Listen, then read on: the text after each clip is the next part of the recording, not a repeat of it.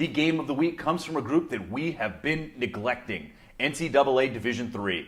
We had a top 3 matchup between Salisbury and Stevenson, and they did not disappoint. Nearly 2,000 people showed up to watch what has become one of the best rivalries in all of lacrosse. The Seagulls were able to come away with the 2-goal win, but the number of the game is 29, as in the number of penalties. It was hard-fought, white-knuckle lacrosse. I love it.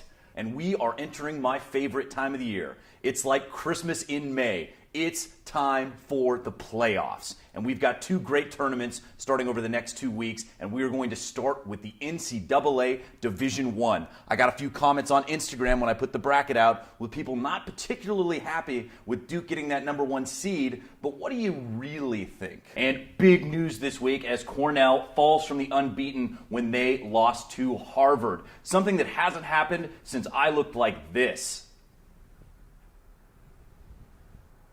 But in all seriousness, it's been 16 years since the Crimson have been able to take down Big Red, and they rode on the backs of their defense, holding Cornell to just 6 shots in the second half.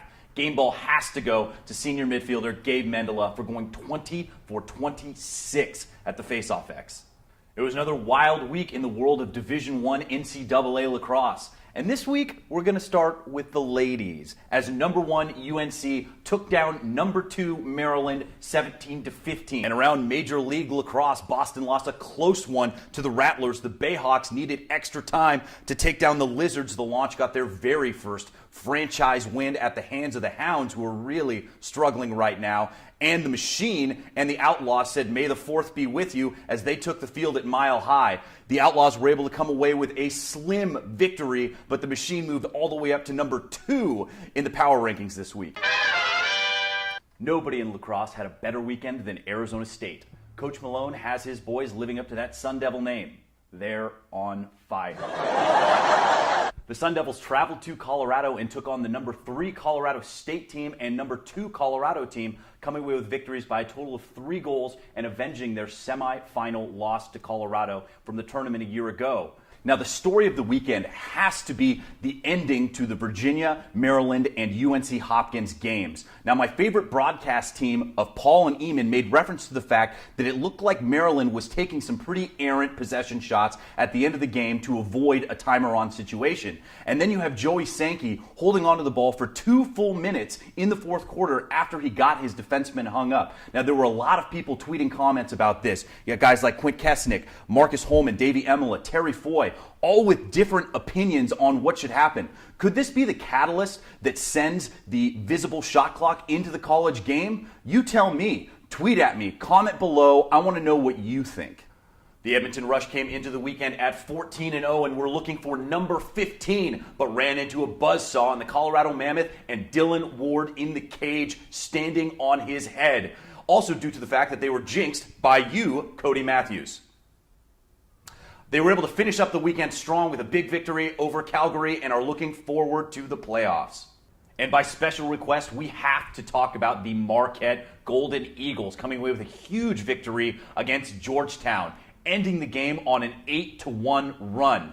Still below 500 on the season, but 4-1 in the Big East. And if they end up beating Denver on Saturday, they can move into a tie for first in the Big East. This is a huge deal for a team that is just 2 years removed from their MCLA roots.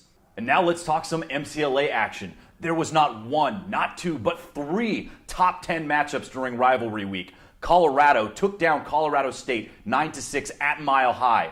Arizona State beat Grand Canyon in the new battle for Arizona 13-9. And Chapman really put a shellacking on Santa Barbara at home 12-5. Now we have the complete playoff picture for the SLC tournament. So be on the lookout for next week, the SLC Game of the Week. We've got Santa Barbara playing at home against U of A, which might be a must-win for either of those teams who want to make it to the tournament. But it looks to me like Chapman and Arizona State are on a collision course. And not only did you have 4 games that were all decided by just 1 goal, you had 2 overtime games, with Chesapeake taking the overtime game against Ohio and Denver taking an overtime game against Rochester. And that Denver game was pretty historic and exciting as well. You had John Grant Jr. going for 7 goals, tying a career high, and setting a career high and tying the franchise mark. Jeremy Siebert's had 6 goals, and it was also the first time in Major League Lacrosse history that 3 brothers in Michael, Matt, and Chris Bocklett all scored for the same team in the same game.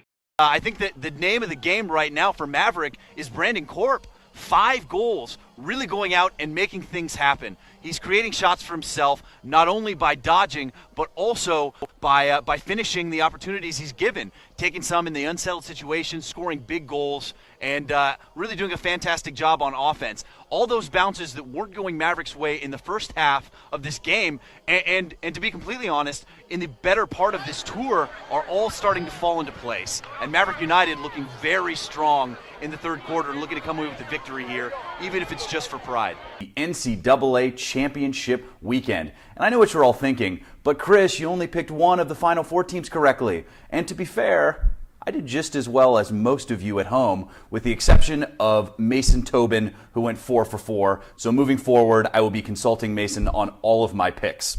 And speaking of great NLL action, our video of the week comes from the playoff-bound Bandits going tic-tac-toe to Sean Williams for the BTB. In the NLL, both conference finals went to the third 10-minute minigame. The Nighthawks needed extra time on top of that to beat the Bandits and advance to the final out of the Central Division. The Roughnecks were able to beat the Rush in the second game after losing the first one. It's going to be quite a final with the Nighthawks going for their third straight. Are the Roughnecks going to be able to steal the trophy? Let me know in the comments below as well as on Twitter. It's that time of the year again, March Madness. Although it's feeling a lot more like March sadness. Let's have a moment of silence for everyone who didn't win the $1 billion.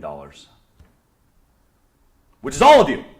Like I said, as billed, the LXM Pro Tour brings as much excitement as you can expect to see in a lacrosse game. We saw 4 quick goals to start the game for Maverick United, followed up by 2 pretty quick goals coming the other way from STX. And STX, no stranger to scoring quick goals. As always, I'm Chris Marshall. Stay laxy.